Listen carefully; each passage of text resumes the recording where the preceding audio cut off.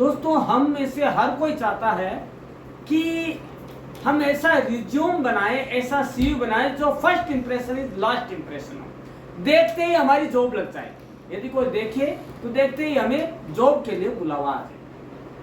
लेकिन दोस्तों कैसे, जब हमें यही पता नहीं है कि रिज्यूमे, सीवी और बायोडाटा में फर्क क्या है, तो हम बनाएंगे कैसे इतना अट्रैक्टिव उसे। तो दोस्तों आज के इस वीडियो में आप यही जानने वाले हैं कि सबसे पहले तो आपके हम कंफ्यूजन को दूर कर देते हैं कि सीवी, बायोडाटा और रिज्यूमे तीनों एक चीज नहीं है, तीनों अलग अलग पर्पज के लिए बनाए जाते हैं, तीनों का काम अलग अलग है। तो सबसे पहले हम जान लेते हैं, आइए बायोडाटा के बारे में। बायोडाटा का फुल फॉर्म होता है बायोग्राफिकल डेटा। बायोडाटा में पर्सनल इंफॉर्मेशन लिखी जाती है, जैसे कि marital status, date of birth, religion, gender. दोस्तों ये होता है, कोई शादी के लिए भी हम हमारी जानकारी भेज रहे हैं किसी को शादी के उद्देश्य से, तो ये होता है। भारत में बायोडाटा का इस्तेमाल अक्सर है वो शादी के पहले पर्सनल इंफॉर्मेशन देने के लिए किया जाता है। जॉब के लिए इसका इस्तेमाल तब किया जाता है जब कैंडिडेट सरकारी नौकरी के लिए आवेदन कर रहा हो, तब होता है बायोडाटा का। लेकिन जहां तक कि अंतरराष्ट्रीय इंटरनेशनल स्तर पर यदि कैंडिडेट्स को पर्सनल इंफॉर्मेशन जैसे कि धर्म है, जेंडर है, ये बताना होता है, तो वहां पर ये काम नहीं करेगा, वहां बायोडाटा का इस्तेमाल कभी भी नहीं होगा। अब है, हमने आपको बता दिया कि ये सारा बायोडाटा में आता है। लेकिन दोस्तों एक और बता दें आपको बात मजे की कि 90 के दशक से पहले 1990 तक के दशक में जो बायोडाटा है, इसका इस्तेमाल नौकरियों की तलाश के लिए किया जाता था, सरकारी और निजी नौकरियों के लिए। और आपको बता दें कि बायोडाटा लिखने के लिए कोई शब्द सीमा, कोई पेज की सीमा नहीं है, क्योंकि उसमें आपकी सारी पर्सनल इंफॉर्मेशन होती है, जैसे कि आपका धर्म क्या है, आपकी मैरिटल स्टेटस क्या है, आपकी हाइट क्या, आपका वेट क्या है, आपकी हॉबीज क्या है, आपका रिलीजन क्या है, आपके मम्मी पापा क्या करते हैं, सारा उसके अंदर आता है। अब आपको बता दें कि इसमें क्या क्या चीजें शामिल करनी चाहिए जिससे कि आपका बायोडाटा बहुत अट्रैक्टिव बन जाए। दोस्तों यदि शादी के लिए हम बायोडाटा दे रहे हैं तो उसके लिए हमें हमारे पूरे धर्म के बारे में, मैरिटल स्टेटस के बारे में, हमारी हाइट के बारे में, हमारी आंखों के कलर के बारे में, हमारी हॉबीज के बारे में, हमारा वीक पॉइंट तो कभी दिखाना ही नहीं है इसमें, वो वाली चीजें सारी इसके अंदर आएगी। उसके बाद आता है आपका संपर्क विवरण, पता और मोबाइल नंबर, लिंग भी इसमें शामिल होता है, जाति, धर्म इसमें आएगी। और आगे अब आएगा इसमें कि आपने क्या किया हुआ है, आप क्या कर रखा है आपने। यहां तक तो हो गया कि शादी के लिए, मैरिटल पर्पस के लिए। लेकिन जब यही सरकारी नौकरी के लिए बन जाता है तो उसके अंदर आपको यही चीजें, पूरा नाम, जन्म तिथि, पता, मोबाइल नंबर, इसके साथ जुड़ जाती है डिग्रियां और जो आपने कक्षाएं उत्तीर्ण की है सक्सेसफुली, उन सब का ईयर वाइज डिटेल आ जाएगा उसमें।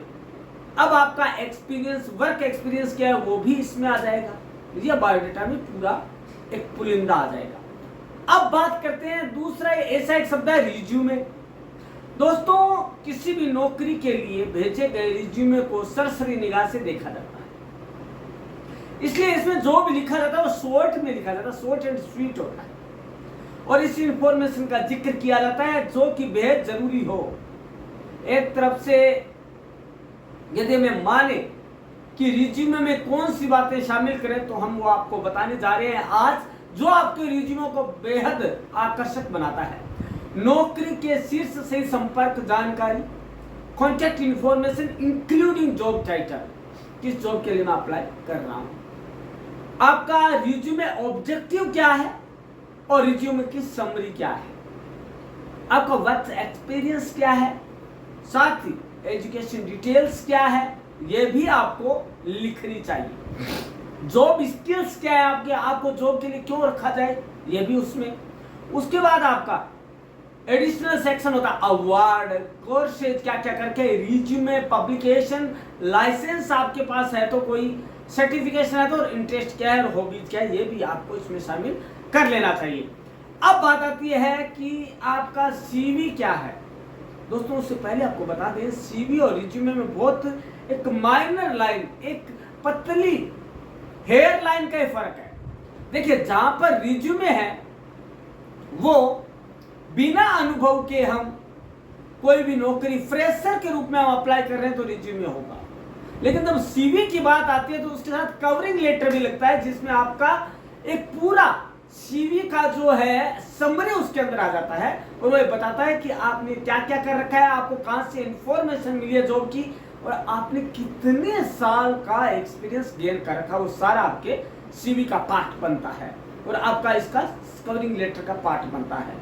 सीवी एक लैटिन भाषा का शब्द है जिसका अर्थ है कोर्स ऑफ लाइफ। यह रिज्यूमे से ज्यादा डिटेल में होता है, अमूमन 2 से 3 पेज का।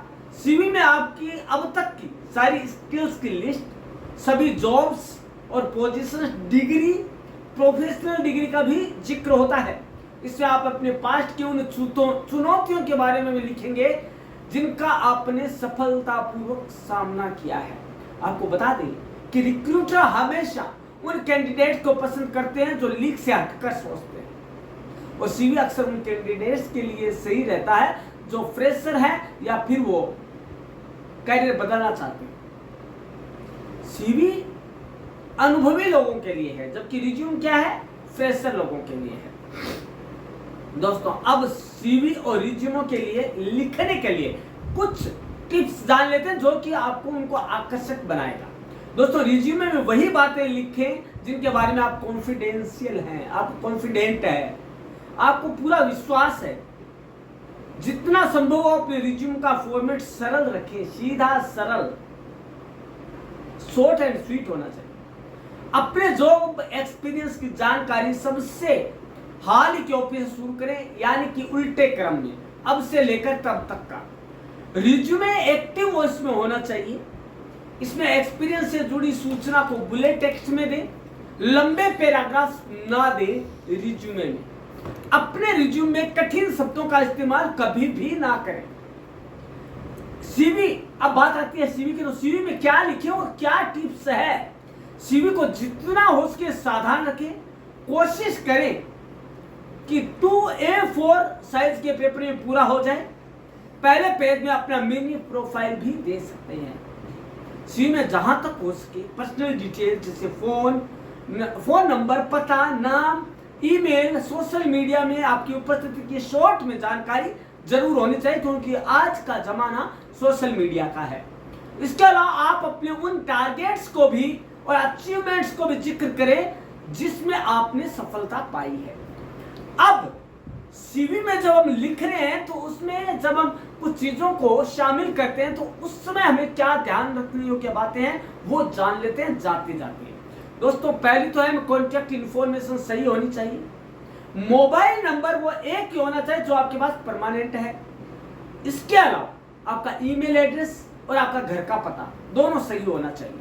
उसके बाद है व्यक्तिगत प्रोफाइल, आपका पर्सनल डिटेल, पर्सनल जो प्रोफाइल है उसमें आपकी जानकारी आनी चाहिए जैसे आपका डीओबी क्या है, आपकी मैरिटल स्टेटस क्या है, आपकी हॉबीज क्या है, आपका पैन नंबर क्या है, ये सारा उसके अंदर आ सकता है। आपकी एजुकेशन क्या है और आपकी प्रोफेशनल एजुकेशन क्या है, एकेडमिक एंड प्रोफेशन दोनों। आपको अवार्ड्स एंड ऑनर्स कौन से मिला है, आपको जो भी कहीं से अचीवमेंट है वो भी आपको लिखना है। ग्रांट्स एंड फेलोशिप है, ग्रांट्स एंड फेलोशिप, यदि आप पढ़ाई आप एजुकेशन फील्ड में तो आपको ये भी लिखना चाहिए। अनुभव, एक्सपीरियंस क्या है, क्योंकि दोस्तों आपका जो मैंने बताया था पहले बताया हमने कि रिज्यूमे और सीवी ऐसा होना चाहिए कि एक नजर पड़ते ही आपके पास कॉल आ जाए जॉब के लिए और वो ये ही ना पूछे कि हम क्यों रखें आपके लिए, क्योंकि आपने वो सारा सीवी में दे रखा होगा। इसके अलावा नॉन एकेडमिक एक्टिविटीज क्या है उसको भी आपको शामिल करना है क्योंकि दोस्तों आज उसी का चयन होता है जो ऑलराउंडर हो।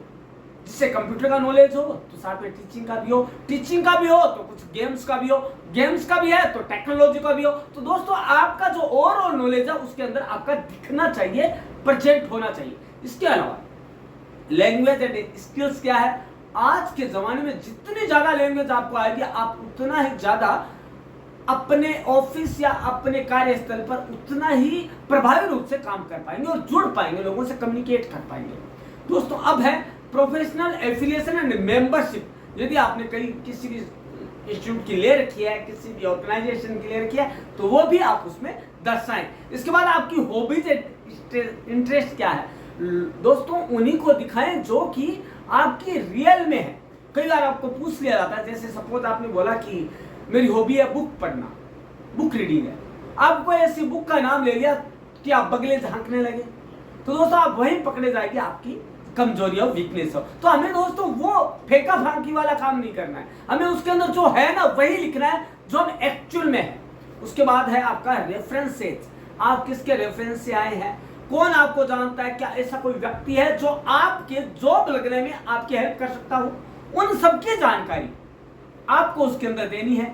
अब आपको एक छोटी सी बात, जो आपके सवाल है ना 3, वो हम आपको बता देते हैं, उसके बाद आपको तीनों का अंतर मालूम हो जाएगा। सबसे बड़ी बात, सीवी और रिज्यूम के बीच सबसे बड़ा अंतर क्या है, ये सारा हमने जाना, उसमें सबसे बड़ा अंतर निकल कर यह आता है।